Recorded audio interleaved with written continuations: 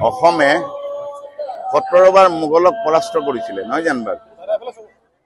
আৰু ব্ৰিটিছেও তিষ্টিব নোৱাৰিছিলে অসমৰ ৰাইজৰ প্ৰতি জাতি জনগোষ্ঠীৰ তেজে শিৰে বৈ থকা জুবিনক জুবিনে যদি ন্যায় নাপায় এখন উলট পালট হৈ যাব আৰু পাবই লাগিব দুখীয়া উপযুক্ত শাস্তি পাব শীঘ্ৰেই পাব আৰু মই আশা কৰো চৰকাৰৰ বৰমুৰীয়াসকল যিসকল দায়িত্বত আছে তেওঁলোকে তাৰ ব্যৱস্থা শীঘ্ৰে ল'ব কাৰণ খাণ্ডৱ দাহন নোহোৱাৰ আগতেই ব্যৱস্থা কৰিবই তেওঁলোকেও গম পাইছে সাধাৰণ জনতাই যেতিয়া গম পাইছে আৰু ভিজুৱেল বিলাকে কৈ আছে ভিজুৱেল বিলাকে কথা কৈ আছে সবেই গম পাইছে নিশ্চয় জনতাই কিবা ষড়যন্ত্ৰৰ গন্ধ পাইছে কাৰণে কলিজাৰ মানুহজন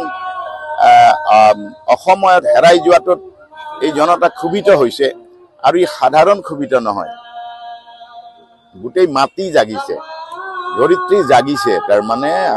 আমাৰ অসমমূলকৰ প্ৰতিজন জাগিছে বিশ্বৰ চুকে কোণে জুবিন প্ৰেমী জাগিছে কোন ৰৈ থাকিব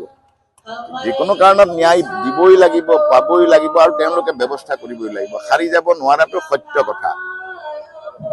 মিছা কিবা সাক্ষীবাদী লৈ পেলাইতো একো নাই গতিকে যোৱাজন গ'ল যোৱাজনে ন্যায় পোৱাটো সকলোৰে কাম্য তেখেতে নক'বলগীয়া তুমি কোৱাৰ দৰে নক'বলগীয়া কৈছে বা কিবা কৈছে সেইটো এটা তেখেতৰ হয়তো চিন্তাত পৰিছে মোৰ অনুভৱ চিন্তাত পৰিবই কাৰণ খুব কম সময়ৰ ভিতৰে বহু নেপালৰ দৰে বহু কিবা কিবি ঘটনা পৰিঘটনা দেখিব পাইছে গতিকে জনতালৈ সবেই ভয় কৰে গতিকে জনতা অপেক্ষা কৰাটো খুব দৰকাৰ দুদিন দেৰি লাগিলেও তেখেত অন্তত মোৰ অনুভৱ যে তেখেতৰ মাতৃ মুখ্যমন্ত্ৰীৰ মাতৃ সঁচাকৈ বৰ সৰহপৰি আৰু খুব শ্ৰদ্ধাশীল আৰু ন্যায়িক গতিকে মাকৰ সন্তান গতিকে তেখেতে অসমৰ দায়িত্ব লৈছে অসমৰ একেবাৰে কলিজাৰ বাখৰুৱা জুবিন গাৰ্গৰ দৰে ব্যক্তিজনৰ এই খুব নভবাকৈ অসময়ত হেৰাই যোৱাটো তেখেতৰো এটা যন্ত্ৰণা আছে বুকুত মই ভাবো তেখেতে বিবেচনা মানে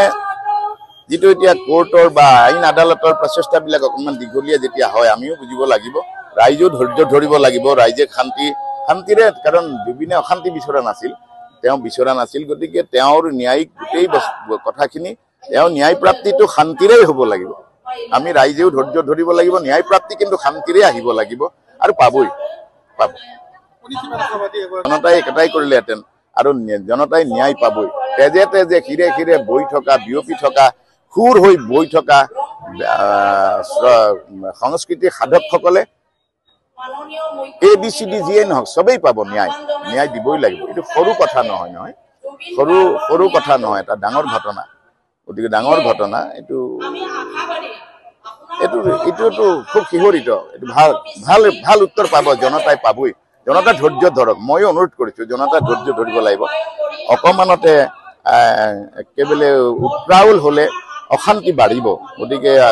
মানে আনকন্ট্ৰল এটা ব্যৱস্থা যাতে নহয় জনতাই ধৈৰ্য ধৰক ধৈৰ্যৰ ফল সদায় মিঠা ধৈৰ্যৰ ফলহে মিঠা